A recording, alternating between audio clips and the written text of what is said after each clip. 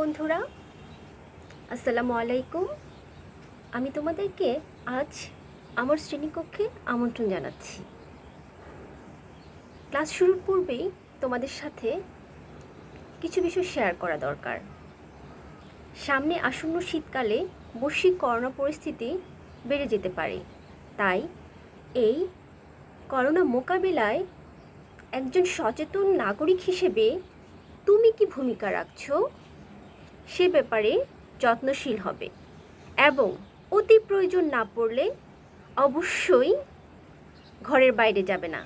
আর শিক্ষার্থীদের কাজ হলো শিক্ষা গ্রহণ করা, আর তাই শিক্ষা গ্রহণ করার ব্যাপারেও তোমরা নিয়মিত পড়াশোনা করবে, জ্ঞান অর্জন করবে এবং একজন দায়িত্বশীল সুগঠিত নাগরিক হিসেবে নিজেকে প্রতিষ্ঠিত করে রাষ্ট্র ব্যবস্থায় নিজের ভূমিকাটা রাখতে সমর্থ হবে। এই প্রত্যাশায় আমি আমার আজকের ক্লাস শুরু করছি। প্রথমেই তোমাদেরকে স্বাগত জানাচ্ছি আমার অনলাইন ক্লাসে। আজকে এমন একটি টপিক আমি বেছে নিয়েছি যা একসাথে অনার্স প্রথম বর্ষ এবং অনার্স তৃতীয় বর্ষের সিলেবাসে রয়েছে। আজকের টপিকটি হচ্ছে ইলেকট্রন মাইক্রোস্কোপের গঠন।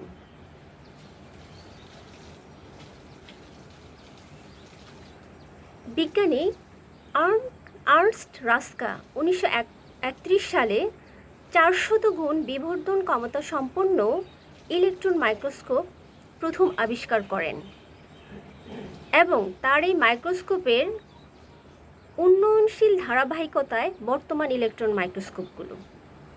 এখানে আলোর পরিবর্তে ক্ষুদ্র তরঙ্গদৈর্ঘ্যের উচ্চ বেগ সম্পন্ন ইলেকট্রন ব্যবহার করা হয়।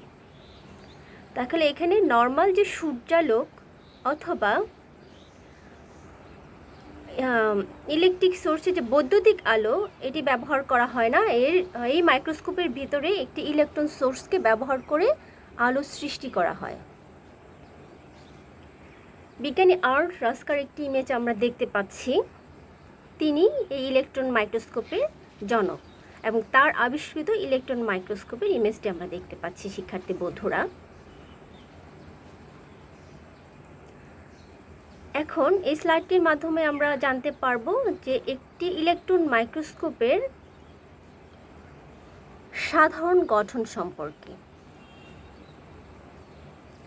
একটি ইলেকট্রন মাইক্রোস্কোপ নর্মাল মাইক্রোস্কোপের চেয়ে আকৃতিতে, মানে যৌগিক মাইক্রোস্কোপ যেটা বলছে বা সরল মাইক্রোস্কোপ, ওটাকে আলোক অনুবীক্ষণ যন্ত্র বলা হয়।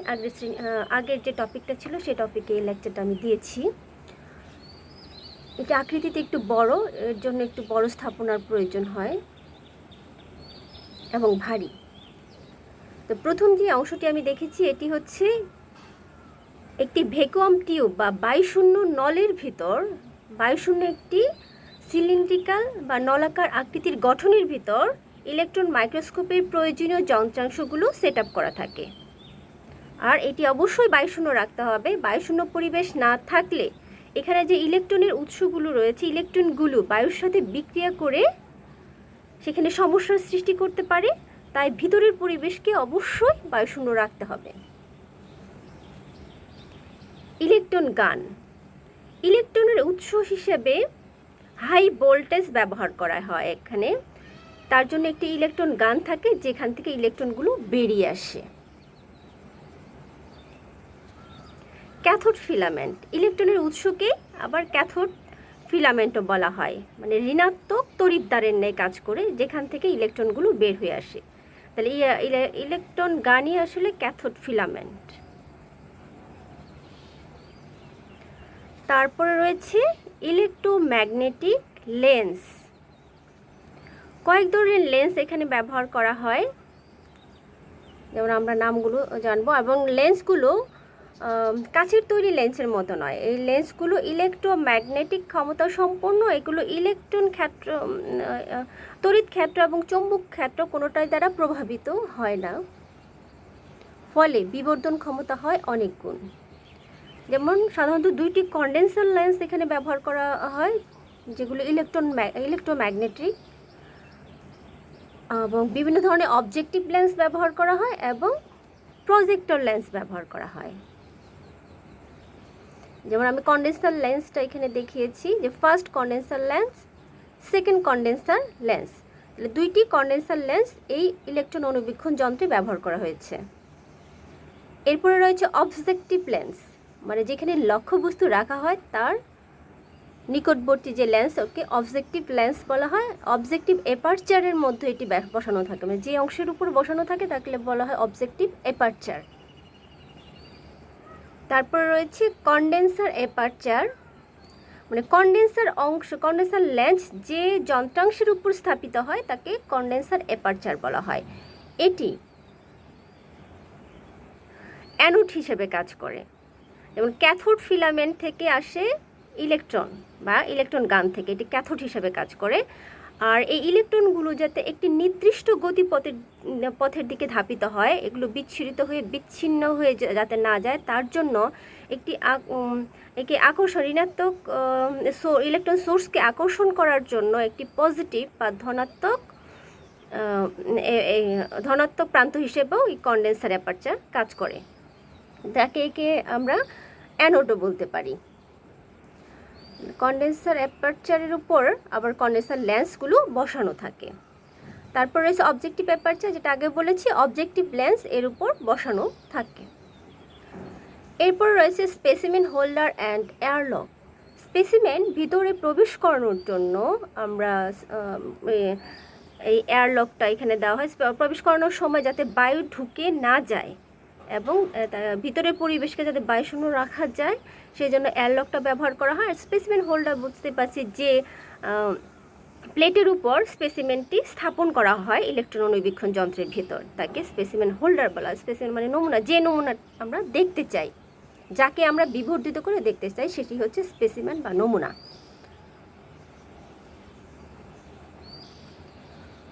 তারপর রয়েছে ইলেকট্রন বিম। ইলেকট্রন গান থেকে যে ইলেকট্রনগুলো আসে তার একটি সিঙ্গেল গতিপথ সৃষ্টি হয়।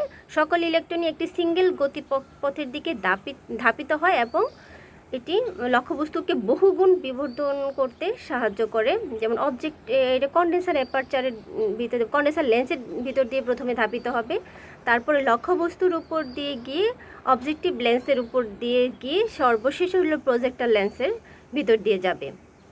তার ইলেকট্রনের একটি সিঙ্গেল গতিপথকে বলা হয় ইলেকট্রন বিম। এখানে ইলেকট্রন বিমকে এরপর আমরা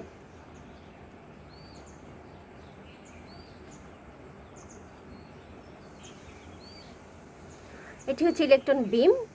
প্রথমে ইলেকট্রনের বিমটা ইলেকট্রন গান থেকে ইলেকট্রনগুলো বের হয়ে আসবে, সেটি কন্ডেন্সার কর্তৃক আকর্ষিত হবে এবং তা একটি সিঙ্গেল গতিপথ সৃষ্টি হবে। এই সিঙ্গেল গতিপথটি বিভিন্ন লেন্সের ভিতর দিয়ে যাওয়ার ফলে বহুগুণ বিবর্ধিত হয়ে একটি সিঙ্গেল ইলেকট্রন বিম সৃষ্টি করবে। তারপর রয়েছে প্রজেক্টর। প্রজেক্টর লেন্স ব্যবহার করা হয়। প্রজেক্টরে আসলে লক্ষ্যবস্তুর একটি ডায়াগ্রাম বা বিম্ব গঠিত হয়, যা আমরা বাইরে একটি কম্পিউটার সংযোগের মাধ্যমে বা পিসি সংযোগের মাধ্যমে মনিটরের স্ক্রিনে লক্ষ্যবস্তুটা আমরা দেখতে পাই। মানে সরাসরি ইলেকট্রন মাইক্রোস্কোপের ভেতরে চোখ রেখে লক্ষ্যবস্তু দেখার কোনো উপায় নেই, এর জন্য আলাদা স্ক্রিন ব্যবহার করা হয়, আলাদা মনিটরের প্রয়োজন হয়। ফ্লোরোসেন্ট পর্দা, যে পর্দার উপর আসলে প্রতিবিম্বটা গঠিত হয়, প্রতিবিম্বর ছবিটা পতিত হয় ক্যামেরা, এবং এটি সর্বশেষ প্রান্তে থাকে। তাহলে আমরা ইলেকট্রন অণুবীক্ষণ যন্ত্রের বিভিন্ন অংশ চিনে নিলাম। প্রথমে ছিল একটি ভ্যাকুয়াম টিউব, যে টিউবের ভিতরে সকল যন্ত্রাংশ স্থাপিত হয়। ভ্যাকুয়াম, এটি বায়ুশূন্য ছিল। তারপরে ইলেকট্রনের উৎস হিসাবে আমরা ইলেকট্রন গান, ক্যাথোড ফিলামেন্ট ব্যবহার করেছি, মানে ঋণাত্মক উৎসটা ব্যবহার করেছি। তারপরে এই ঋণাত্মক উৎস থেকে কন্ডেন্সারের ভিতর দিয়ে মানে ধনাত্মক উৎসের দিকে ধাপিত হবে, যেখানে বিভিন্ন লেন্স অতিক্রম করে সেই ইলেকট্রন উৎসকে যেতে হবে। লেন্সগুলোর মধ্যে ছিল কন্ডেন্সার লেন্স, অবজেক্টিভ লেন্স এবং প্রজেক্টর লেন্স।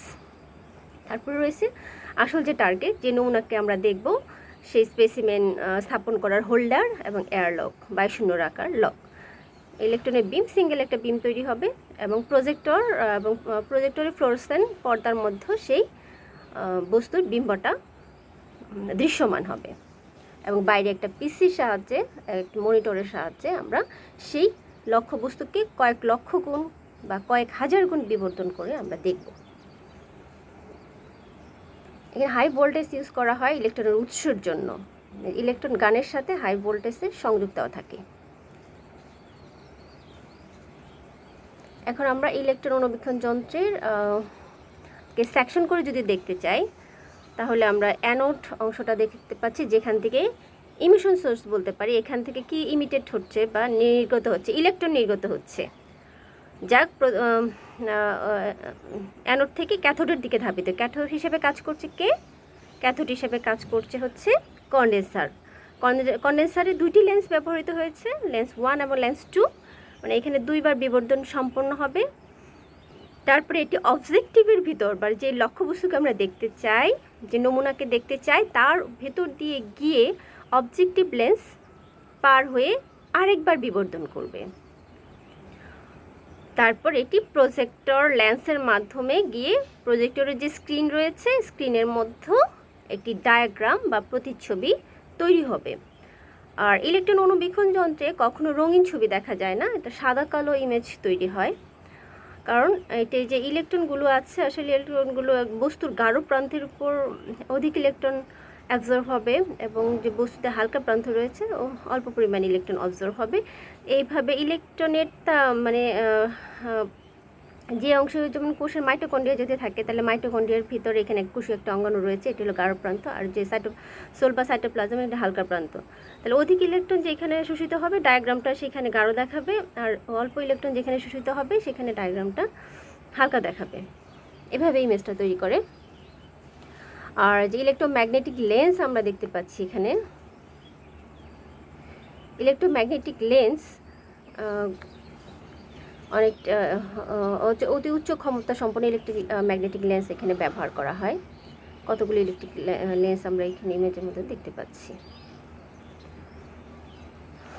এরপর ইলেকট্রন মাইক্রোস্কোপের প্রকারভেদ যদি আলোচনা করি, তাহলে দুই ধরনের ইলেকট্রন মাইক্রোস্কোপ আমরা পাই। 3 ধরনের রয়েছে। এখানে আমি 2 ধরনের ইলেকট্রন মাইক্রোস্কোপ দেখিয়েছি, যে ট্রান্সমিশন ইলেকট্রন মাইক্রোস্কোপ বা ট্যাম। এটার গঠনের সাথে স্ক্যানিং ইলেকট্রন মাইক্রোস্কোপ বা স্যামের বেসিক কিছু ডিফারেন্স রয়েছে। যেমন ট্রান্সমিশন ইলেকট্রন মাইক্রোস্কোপ এ স্পেসিমেন হোল্ডারটা অনেক উপরে থাকে, কন্ডেন্সার লেন্সের পরে এর অবস্থান। কিন্তু স্ক্যানিং ইলেকট্রন মাইক্রোস্কোপের ক্ষেত্রে স্পেসিমেন হোল্ডারটা অনেক নিচে থাকে, মানে প্রজেক্টর লেন্সের উপরে থাকে। আর স্ক্যানিং ইলেকট্রন মাইক্রোস্কোপে বিশেষ ধরনের কয়েল ইউজ করা হয়, যেটি ট্রান্সমিশন ইলেকট্রন মাইক্রোস্কোপে ব্যবহার করা হয় না। মূল গঠন একই রকম হলেও কিছু বেসিক পার্থক্য এখানে রয়েছে। আমরা স্ক্যানিং ইলেকট্রন মাইক্রোস্কোপ এবং ট্রান্সমিশন ইলেকট্রন মাইক্রোস্কোপের দুটি প্রকৃত ইমেজ দেখতে পাচ্ছি এবং দুটির সাথে কি মনিটর সংযুক্ত রয়েছে। ট্রান্সমিশন ইলেকট্রন মাইক্রোস্কোপে বস্তুর দ্বিমাত্রিক বিম্ব গঠিত হয়, আর স্ক্যানিং ইলেকট্রন মাইক্রোস্কোপে আমরা বস্তুর ত্রিমাত্রিক ইমেজ দেখতে পাই। মানে একটি বস্তুর বাইরের সারফেসে আঘাত করে বস্তুর বাইরের গঠনটা কীরকম তা স্ক্যানিং ইলেকট্রন মাইক্রোস্কোপের মাধ্যমে দেখা সম্ভব। আর ট্রান্সমিশন ইলেকট্রন মাইক্রোস্কোপের বস্তুর অর্গানেলগুলো কীরকম, বস্তুর অর্গানেলগুলো দেখতে কেমন, সেখানে মলিকুলগুলো কেমন, সেগুলো বিস্তারিতভাবে জানা যায়। ট্রান্সমিশন ইলেকট্রন মাইক্রোস্কোপ বেসিক কর্মপদ্ধতি এখানে দেখানো হয়েছে। যেমন একটি ইলেকট্রন গান থাকে, যেটি দুটি কন্ডেন্সার লেন্সের ভিতর দিয়ে ধাপিত হওয়ার পরে সেটি স্পেসিমেনের গায়ে গিয়ে পড়বে। ইলেকট্রন বিমটা সিঙ্গেল একটি ইলেকট্রন বিম গিয়ে পড়বে স্পেসিমেনের উপর। স্পেসিমেন পার হয়ে সেটি অবজেক্টিভ লেন্সে আবারও বিবর্ধন করবে। সেই বিবর্ধিত প্রতিচ্ছবিটা আবার প্রজেক্টর লেন্সের ভিতর দিয়ে পার হয়ে গিয়ে ফ্লোরোসেন্ট পর্দায় এর একটা ইমেজ বা ডায়াগ্রাম তৈরি করবে। আর এখানে ইলেকট্রনের নানা ধরনের ডিটেক্টর ব্যবহার করা হয়, কারণ ইলেকট্রন যাতে কোনো দিকে বিচ্ছুরিত হতে না পারে এবং ইলেকট্রন কী ধরনের, কোন অংশে কতটা ইলেকট্রন বা কতগুণ ইলেকট্রন ছিল তার ইমেজ তৈরিতে সাহায্য করে এই ডিটেক্টর নির্ধারণ করে যে কোন অংশে কী পরিমাণ ইলেকট্রন ছিল। তাহলে বেসিক স্ট্রাকচারের মধ্যে আমরা বলবো ট্রান্সমিশন ইলেকট্রন মাইক্রোস্কোপের ক্ষেত্রে সমস্ত লেন্স ইলেকট্রোম্যাগনেটিক, এটা সকল ইলেকট্রন যন্ত্র অনুবীক্ষণ যন্ত্রের ক্ষেত্রে প্রযোজ্য। ইলেকট্রন গান থেকে ইলেকট্রনের একটি মাত্র সিঙ্গেল বিম সোজা নমুনাতে পৌঁছাবে, আর এক্ষেত্রে নমুনা অবশ্যই আলট্রা থিন হতে হবে। নমুনাটাকে এজন্য মৃত নমুনাটাকে অবশ্যই ডায়মন্ড নাইফ দিয়ে এখানে কাটা হয়, মানে এটা পুরুত্ব 0.2 মাইক্রনের কাছাকাছি হলে ভালো হয়, বস্তুটা ভালো দেখা যাবে। আর মাইক্রোস্কোপের ভিতরটা অবশ্যই বায়ুশূন্য হতে হবে। ইলেকট্রন এখানে মাইটোকন্ড্রিয়া একটি কোষ নিয়েছি, কোষের উপর ইলেকট্রন আঘাত করছে। তাহলে মাইটোকন্ড্রিয়ার উপর আঘাত এখানে হলো গাঢ় প্রান্ত, সাইটোপ্লাজমের গাঢ় প্রান্ত। আর যদি হালকা প্রান্তে আঘাত করে ইলেকট্রন তাহলে এক ধরনের ডায়াগ্রাম তৈরি করবে, এবং গাঢ় প্রান্তে আঘাত করলে আরেক ধরনের ডায়াগ্রাম তৈরি করবে। এটা গাঢ় প্রান্তে অধিক পরিমাণ ইলেকট্রন অ্যাবজর্ব হয়। এখানে হচ্ছে ইলেকট্রন ট্রান্সমিশন ইলেকট্রন মাইক্রোস্কোপে তোলা একটি ডায়াগ্রাম বা ইমেজ। এখানে দেখো যে লাইট প্রান্তের ইমেজটা কীরকম হয়েছে, গ্রেইশ কালারের হয়েছে, মানে ধূসর রঙের হয়েছে। আর যেখানে গাঢ় প্রান্ত ছিল, মানে এখানে যদি একটা মাইটোকন্ড্রিয়া বা নিউক্লিয়াস থাকে তাহলে অধিক পরিমাণ ইলেকট্রন অ্যাবজর্ব হওয়ার জন্য এখানে ডার্ক কালার মানে ব্ল্যাকের কাছাকাছি ইমেজ তৈরি করেছে। এভাবে আসলে ডায়াগ্রামটি তৈরি করে। লাইট অংশে কম ইলেকট্রন অ্যাবজর্ব হবে, ওখানে ইলেকট্রন যে আঘাত করবে কম ইলেকট্রন আঘাত করবে, কম ইলেকট্রন অ্যাবজর্ব হবে, এই জন্য ওখানে গ্রেইশ কালার প্রদান করবে। আর যেখানে ডার্ক কোনো অঙ্গাণু অর্গানেল আছে, অর্গানেলের ঘনত্বের উপরে ইলেকট্রন অ্যাবজর্ব করবে এবং সেই অনুযায়ী একটি ডায়াগ্রাম তৈরি করবে এবং সেটি ডার্ক বা গাঢ় দেখাবে। কী পরিমাণ ইলেকট্রন অ্যাবজর্ব করলো তার উপর তার গাঢ়ত্ব নির্ভর করবে। এভাবে আসলে ট্রান্সমিশন ইলেকট্রন মাইক্রোস্কোপটা কাজ করে, ইমেজ তৈরিতে সাহায্য করে। তাহলে এই কোষের অভ্যন্তরীণ অঙ্গ প্রত্যঙ্গকে অবজার্ভ করার জন্য ট্রান্সমিশন ইলেকট্রন মাইক্রোস্কোপ ব্যবহার করা হয়। তাহলে ইলেকট্রন মাইক্রোস্কোপ আবিষ্কারের মধ্য দিয়ে আসলে সেল বায়োলজি বা কোষবিদ্যার টা বিকশিত হয়েছে। তাছাড়া কিন্তু কোষ সম্পর্কে আমরা এতটা ভালো জানতাম না, ভিতরে অর্গানেল সম্পর্কে, বিভিন্ন টিস্যু সম্পর্কে ভালো জানতাম না। কোষবিদ্যা এবং প্যাথোলজিক্যাল স্টাডির জন্য অবশ্যই ইলেকট্রন মাইক্রোস্কোপ গুরুত্বপূর্ণ ভূমিকা রাখছে। শিক্ষার্থী বন্ধুরা, আমরা এখন স্ক্যানিং ইলেকট্রন মাইক্রোস্কোপ যদি দেখি, এখানে এই যে বল বক্সের ছবি দেখানো হচ্ছে, তাহলে বল বক্সে একটা 3D ভিউ এটি তৈরি করবে। তাহলে স্ক্যানিং ইলেকট্রন মাইক্রোস্কোপের ক্ষেত্রে ইলেকট্রন বিম থাকবে, অর্থাৎ কি অ্যানোড প্রান্ত থাকবে যা ক্যাথোড দ্বারা আকর্ষিত হবে, অর্থাৎ কন্ডেন্সার লেন্স থাকবে। কন্ডেন্সার লেন্সের ভিতর দিয়ে পার হয়ে তারপরে একটি বিশেষ ধরনের স্ক্যানিং কয়েল থাকে এখানে। স্ক্যানিং কয়েল যেটি ট্রান্সমিশন ইলেকট্রন মাইক্রোস্কোপে থাকে না। স্ক্যানিং কয়েল পার হয়ে ইলেকট্রন ডিটেক্টরের মধ্য দিয়ে লক্ষ্যবস্তুর উপর গিয়ে পড়বে। তাহলে এখানে বস্তুর ত্রিমাত্রিক ইমেজ তৈরি করার জন্য আসলে স্ক্যানিং ইলেকট্রন মাইক্রোস্কোপটা ব্যবহার করা হয়, এবং সমস্ত লেন্স এখানেও ইলেকট্রোম্যাগনেটিক, এবং ইলেকট্রন গান থেকে ইলেকট্রনের একটি সোজা বিম্ব নমুনাতে পৌঁছাবে, এবং কন্ডেন্সারে স্ক্যান কয়েল থাকে, যেটা ট্যাম বা ট্রান্সমিশন ইলেকট্রন মাইক্রোস্কোপে ছিল না। ভিতরটা অবশ্যই বায়ুশূন্য হতে হবে। ইলেকট্রনগুলো বিচ্ছিন্নভাবে বস্তুর উপরিতলে আঘাত করবে, ফলে একটি ত্রিমাত্রিক বিম্ব তৈরি হবে। এবং সাধারণত মৃত নমুনা পর্যবেক্ষণ করা হয় ইলেকট্রন মাইক্রোস্কোপে। এবং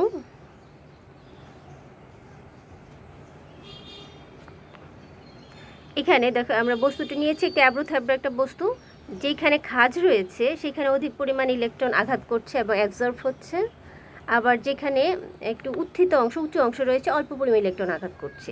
তাহলে এই স্ক্যানিং ইলেকট্রন মাইক্রোস্কোপের ইলেকট্রনগুলো সারফেস এরিয়া বা পরিধির উপর আঘাত করে পরিধির গঠন সম্পর্কে একটি ইমেজ তৈরি করে। তাহলে বাইরের যে অবস্থান একটি বস্তু বা একটি জীবের যে বাহ্যিক গঠন, সেল ওয়ালের গঠন বলতে পারি আমরা, তারপর সিলিয়া ফ্লাজেলার গঠন, এগুলো দেখার জন্য স্ক্যানিং ইলেকট্রন মাইক্রোস্কোপ ব্যবহার করা হয়। এখন তোমাদের পরীক্ষায় বারবার একটি প্রশ্ন আছে যে difference between light and electron microscope. আগের লেকচারে আমি কিছুটা ধারণা দিয়েছি, তাহলে এটি অবশ্যই ভালো মতো পড়বে যে আলোক অণুবীক্ষণ যন্ত্র এবং ইলেকট্রন অণুবীক্ষণ যন্ত্রের মধ্যে পার্থক্য। তাহলে আলোক অণুবীক্ষণ যন্ত্রের ক্ষেত্রে আলোর উৎস হচ্ছে বৈদ্যুতিক বা সূর্যালোক।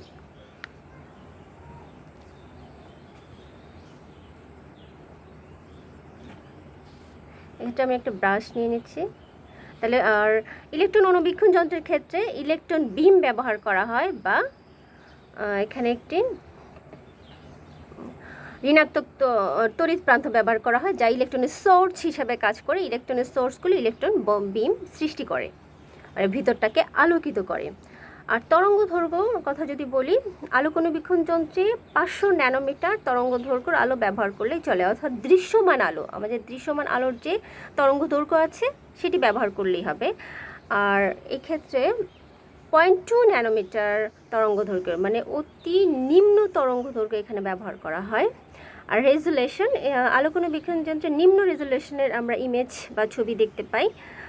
আর ইলেকট্রন অণুবীক্ষণ যন্ত্রে উচ্চ রেজুলেশন, খুবই স্পষ্ট এবং পুঙ্খানুপুঙ্খভাবে ইমেজটা দেখা যায়। আর যে লেন্সগুলো ব্যবহার করা হয় আলোক অণুবীক্ষণ যন্ত্রে, সেগুলো অবশ্যই কাচের তৈরি, অপটিক্যাল লেন্স। আর ইলেকট্রন অণুবীক্ষণ যন্ত্রে ইলেকট্রোম্যাগনেটিক লেন্স এখানে ব্যবহার করা হয়। আর আলোক অণুবীক্ষণ যন্ত্রের ভিতরটা বায়ুশূন্য না হলেও চলবে।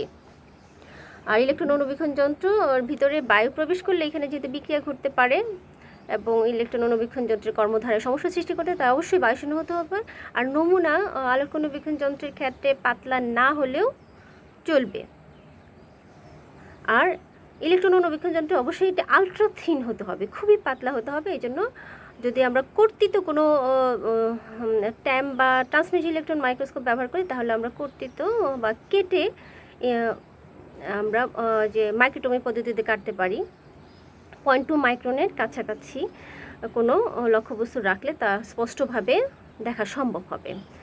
আর বিম্বের রং, আর আলোক অণুবীক্ষণ যন্ত্রের ক্ষেত্রে যে কালারের বিম্ব আমরা লক্ষ্যবস্তু আমরা ব্যবহার করব, নমুনা ব্যবহার করব, সেই রঙই দেখা যাবে, মানে নর্মাল রং দেখা যাবে। কিন্তু ইলেকট্রন অণুবীক্ষণ যন্ত্রের ক্ষেত্রে সাদা কালো ইমেজ তৈরি করে, কারণ এটি একটি ডায়াগ্রাম, এটা অরিজিনাল কোনো ছবি না।